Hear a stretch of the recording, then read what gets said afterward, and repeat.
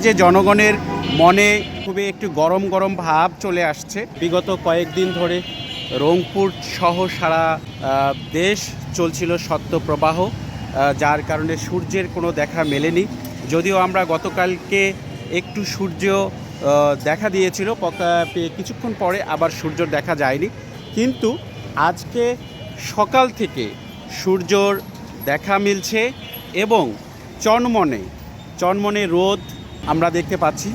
সেই সঙ্গে একই সঙ্গে দেখতে পাচ্ছি যে জনগণের মনে খুবই একটু গরম গরম ভাব চলে আসছে। রাস্তাঘাট বাজার বের হয়েছে, তারা স্বস্তি বোধ করছে এবং ঠান্ডার পোশাক নেই বললেই চলে। প্রিয় দর্শক, আপনারা দেখতে পাচ্ছেন যে এখন যে ঝলমলে রোদ।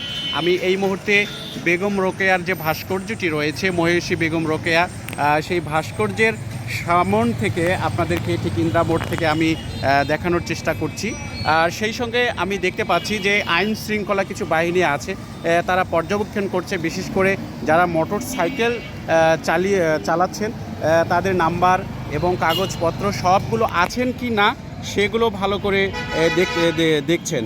আমি যদি সব মিলিয়ে বলি, আজকে রংপুর আকাশ একেবারেই উজ্জ্বল, নক্ষত্র যেটিকে দেখা যাচ্ছে যে এখন পুরাপুরিভাবে রোদে ঝলমল করছে।